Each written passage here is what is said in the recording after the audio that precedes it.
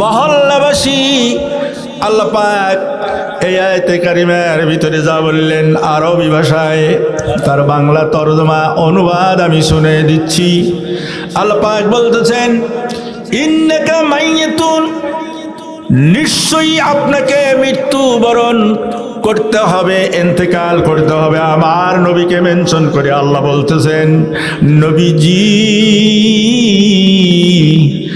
আপনাকেও একদিন ইন্তেকাল করতে হবে। ওয়া ইন্নাহুম মাইয়াতুন, আর তারাও মৃত্যুবরণ করবে। মানে হলো আপনার উম্মতেরাও মৃত্যুবরণ করবে। জোরে বলুন সুবহানাল্লাহ। তাহলে এই আয়াত দ্বারা পরিষ্কার হয়ে গেল, নবীকেই আল্লাহ ঘোষণা দিয়েছে যে নবীজি আপনারও ইন্তেকাল হবে এবং আপনার উম্মতেরাও ইন্তেকাল করবে, মৃত্যুবরণ করবে। নবীজি ইন্তেকাল করেছেন, আমরাও ইন্তেকাল করব। ঘোষণা কার? জোরে বলেন কার? আল্লাহর। এই ভয় আমাদের অন্তরে আজও পর্যন্ত আসে নাই। যদি আসতো ভাই, এই মুহূর্ত পর্যন্ত আমরা বাজার ছাড়তে পারি নাই, এই মুহূর্ত পর্যন্ত টিভি বন্ধ করতে পারি নাই, এই মুহূর্ত পর্যন্ত দোকানপাট ছাড়তে পারে নাই। আমার বন্ধুগণ ভাইরা, যেই ব্যক্তি এই মাহফিলের ভিতরে বসে আছেন, এইটা নবী ঘোষিত জান্নাতের বাগান। এখানে যদি আজরাইল ধরে ফেলে, তাহলে আপনার মৃত্যু হবে জান্নাতের বাগানে। মানে হলো আপনার মৃত্যুটা অত্যন্ত উত্তম মৃত্যু হবে। আপনার মৃত্যুটা এবার এমন মৃত্যু হবে আল্লাহ হিসাব নিবে না। কিন্তু বাজান, আপনি বাজারে বসে রইছেন, বাজারে বসে বসে টিভি দেখতেছেন, ওই সময় পর্যন্ত যদি আজরাইল আপনাকে ধরে ফেলে আর আপনার জানটা যদি কবজাগত করে নেয়, বলুন তো ওই মৃত্যুটা ভালো মৃত্যু হবে না খারাপ মৃত্যু হবে? জোরে বলেন, কোন মৃত্যু হবে? খারাপ মৃত্যু হবে। তাহলে আসুন, এখনো বলতেছি, আসুন, আপনারও একদিন যাওয়া লাগবে। আপনার পূর্বপুরুষ চলে গেছে ভাই, আমরাও একদিন যাব। তাই এজন্য আল্লাহর এই ঘোষণা আমরা মাথায় রেখে চলে আসি। বাদাল্লি বাবাজিরা, ভাইরা, আসুন তাহলে আমরা একদিন মারা যাব। এই মারা যাওয়ার পর আল্লাহ পাক কোরআনুল কারীমের ভিতরে সুন্দর করে বলতেছেন, যখন তোমরা কবরের ভিতরে চলে যাবে, দুনিয়ার মানুষগুলো তোমরা শোনো, ওই দিন কবর থেকে কিয়ামত পর্যন্ত যেদিন তোমরা আল্লাহর দরবারে উত্তোলিত হবে, তোমরা যেদিন উঠবে, ওই দিন পর্যন্ত আল্লাহ ঘোষণা দিল, ইয়াউমা লা ইয়ানফাউ মালুন ওয়ালা বানুনা ইল্লা মান আতা আল্লাহু বিকলবিন সালিম।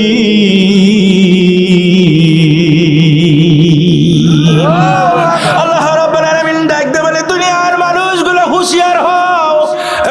দুনিয়ার মানুষগুলো, শ্বাসতলে তুমি টাকা খরচ করতেছো, তুমি টিভির পিছনে টাকা খরচ করতেছো, অন্য অন্য জায়গায় টাকা খরচ করতেছো। আল্লাহ বলতেছেন, সেই দিন তোমার ধন সম্পদ, টাকা পয়সা, মাল কিছুই কাজে লাগবে না যদি সঠিক জায়গায় তুমি ব্যয় করিয়া না যাও। জোরে বলা যাবে কি সুবহানাল্লাহ? সঠিক জায়গায় ব্যয় করা লাগবে।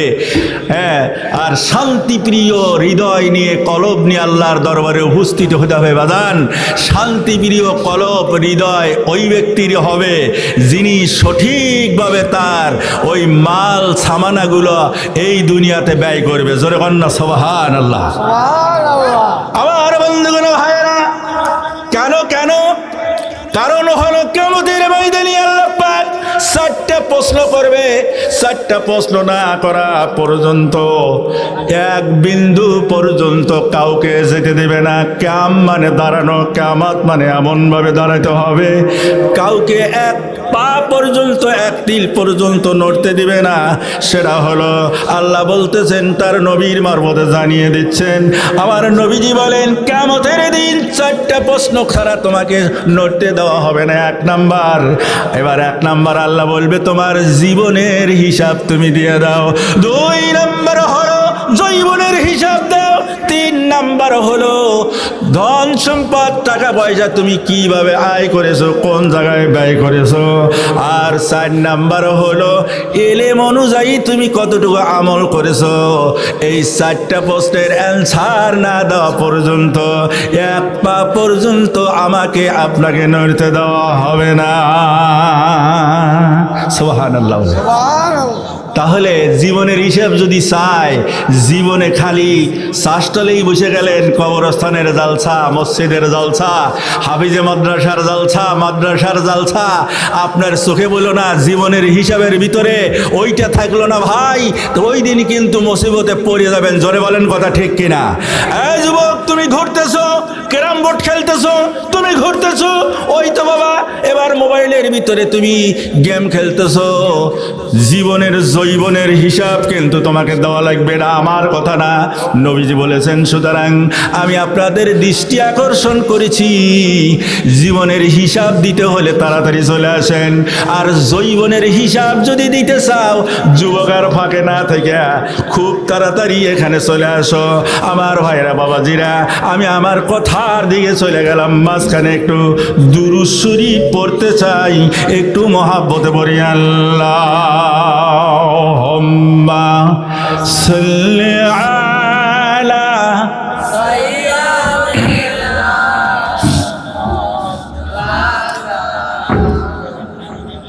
ওয়া আলা আলি সাইয়্যিদিনা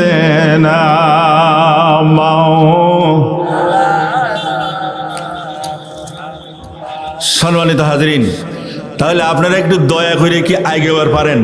আপনার চেহারাগুলো আমি দেখতে পারতেছি না, এই জন্য একটু কষ্ট মনে না করিয়া, দয়া করিয়া অর্ডার করতেছি না, অনুরোধ করতেছি, একটু যদি আমার সামনে এসে বসেন তাহলে আমার একটু দেখতে সুবিধা হবে, মঞ্চটা দেখতে ভালো লাগবে। মানে ফাঁকে রয়েছেন, আমি আপনার এই সুন্দর চেহারাগুলো দেখতে পাচ্ছি না।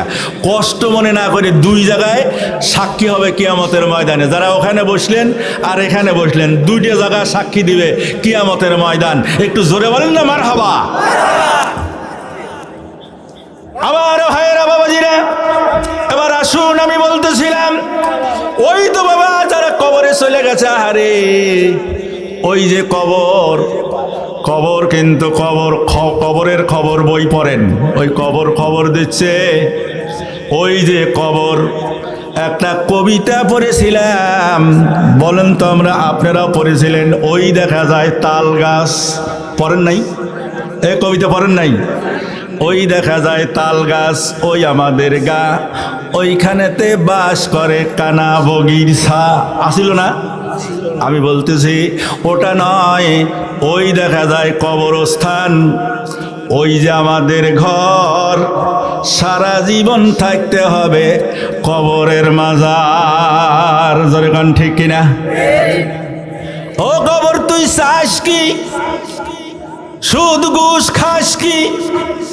টাকা পয়সা নিস কি? কবর বলে সুদ ঘুষ খাই না, টাকা পয়সা নেই না, মমিন বান্দা পাই না, একটা যদি পাই অমনি আমি জান্নাতের বাগান হয়ে যাই। জোরে গান মারহাবা। লিল্লাহি তাকবীর। আল্লাহ পাক কোরআনুল কারীমের ভিতরে বলেছেন, ওয়ালা তামুতুন্না ইল্লা ওয়া আনতুম মুসলিমুন।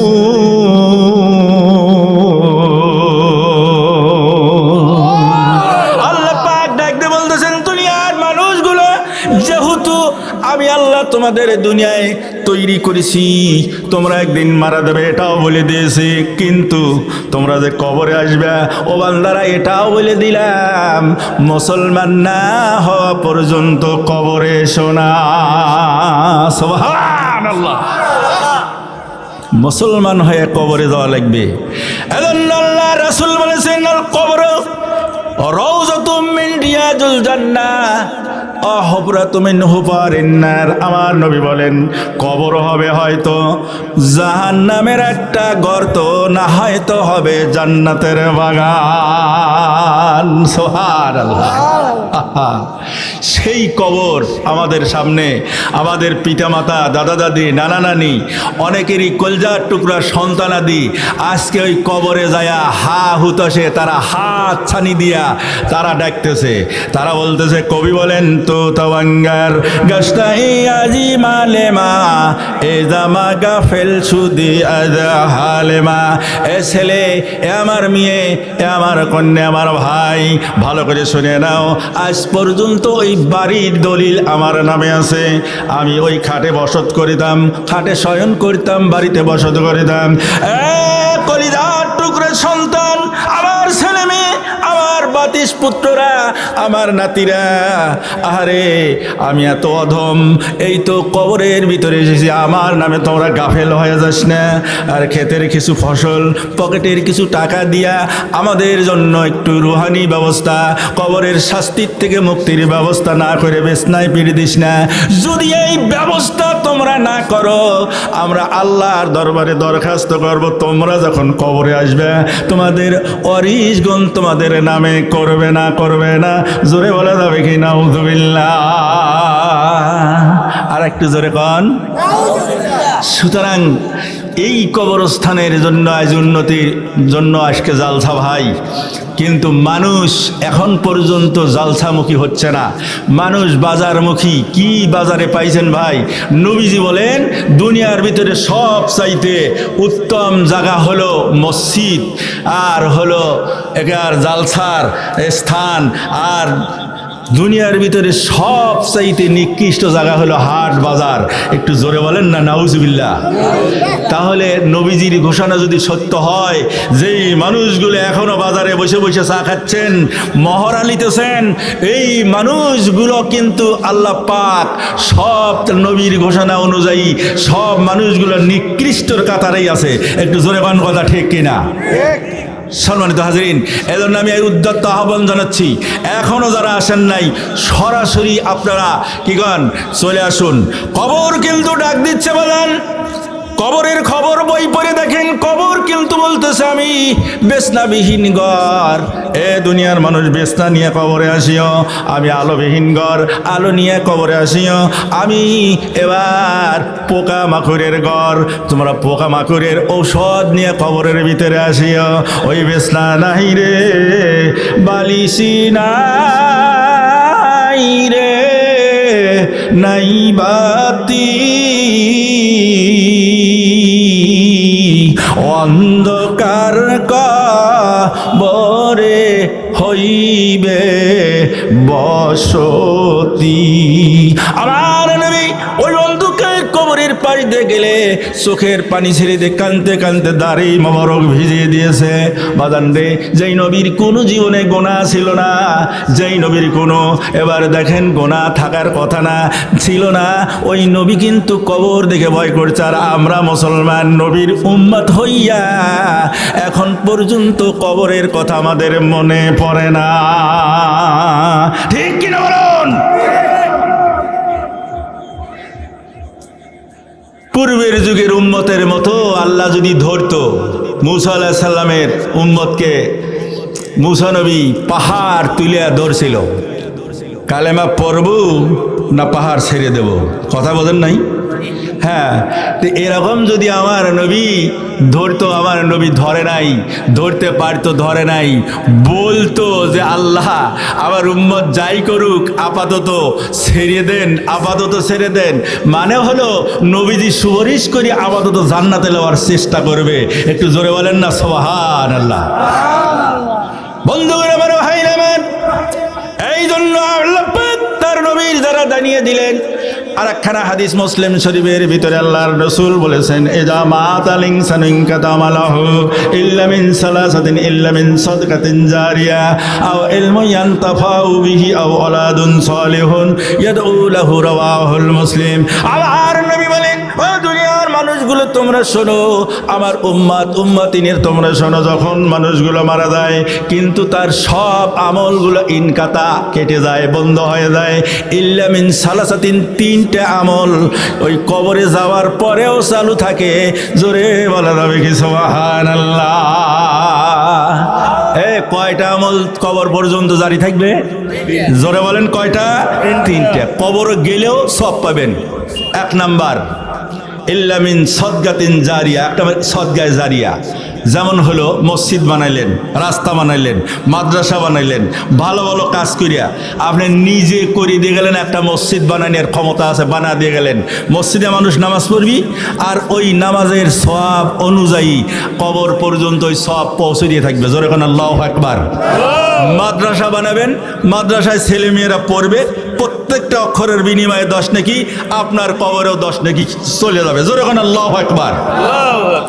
বন্ধুগণ আমার, ভাইরা আমার, 2 নম্বর হলো ইলম শেখা, ইলম শেখানো। 2 নম্বর হলো কোরআন শরীফ নিজে সহি শুদ্ধভাবে শিক্ষা করা আর অন্যকে শিক্ষা দিয়ে কবরে দেওয়া। ওই ব্যক্তি যদি বসে বসে কোরআন তেলাওয়াত করে আর যদি একটা অক্ষরের বিনিময়ে ওর আমল নামায় 10 নাকি হয়, যিনি শিক্ষা দিয়ে কবরে যায় ওনার কবর পর্যন্ত 10 নাকি আল্লাহ পৌঁছায়া দেয়। সুবহানাল্লাহ। 3 নম্বর হলো আও ওলাদুন সালিহুন, নেক সন্তান কেউ যদি দুনিয়ায় রেখে কবরে যায়, নেক সন্তান যদি তার জন্য দোয়া করে, হাত তোলে, দান করে, এইটা তার কবর পর্যন্ত যায়। জোরে বলেন আল্লাহু আকবার।